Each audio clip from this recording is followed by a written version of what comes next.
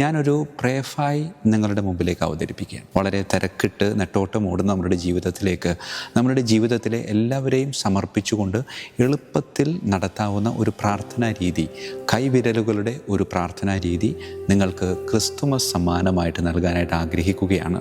അതിന് ഞാൻ കൊടുക്കുന്ന പേര് പ്രേഫായി. പ്രിയമുള്ളവരെ, വേറൊന്നുമല്ല, നമ്മൾ പലപ്പോഴും കൈകൾ ഉപയോഗിച്ച് പ്രാർത്ഥിക്കാറുണ്ട്. ഈ കരങ്ങൾ കൂപ്പിയുള്ള പ്രാർത്ഥനയ്ക്ക് അതിൻ്റേതായ വലിയൊരു അർത്ഥമുണ്ടെന്ന് വിരലുകളുടെ പ്രാധാന്യത്തെപ്പറ്റി ചിന്തിക്കുമ്പോൾ നമുക്ക് മനസ്സിലാക്കാൻ സാധിക്കും. 5 വിരലിൻ്റെ പ്രാർത്ഥന.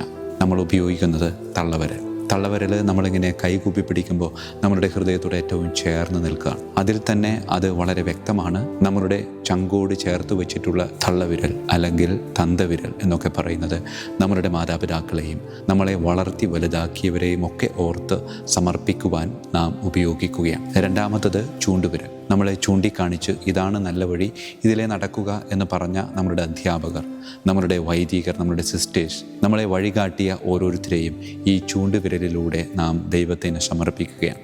മൂന്നാമത്തത് നടുവിരൽ. അത് വിരലുകളിൽ ഏറ്റവും വലുതാണ്. അതുകൊണ്ട് തന്നെ ഇത് നമ്മുടെ നേതാക്കന്മാരെ പ്രതിനിധാനം ചെയ്യുന്നു. നമ്മളുടെ ഭരണ നേതാക്കന്മാരെ, ഭരണാധികാരികളൊക്കെ ഇത് പ്രതിനിധാനം ചെയ്യുകയാണ്.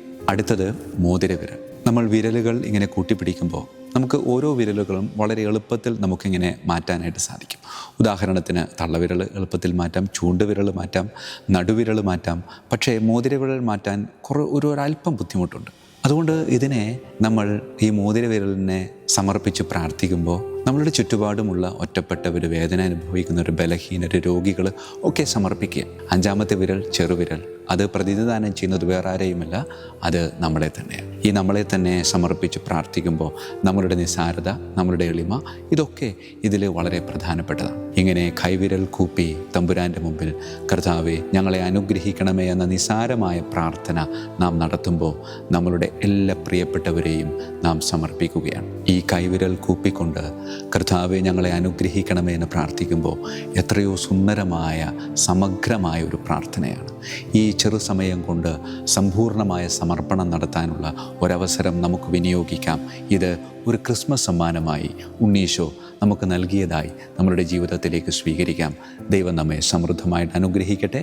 എല്ലാവർക്കും ക്രിസ്തുമസിൻ്റെ ആശംസകൾ ഏറെ സ്നേഹത്തോടുകൂടെ ആശംസിക്കുകയാണ്. ഈശോ മിശിഹായിക്കും സ്തുതിയായിരിക്കട്ടെ.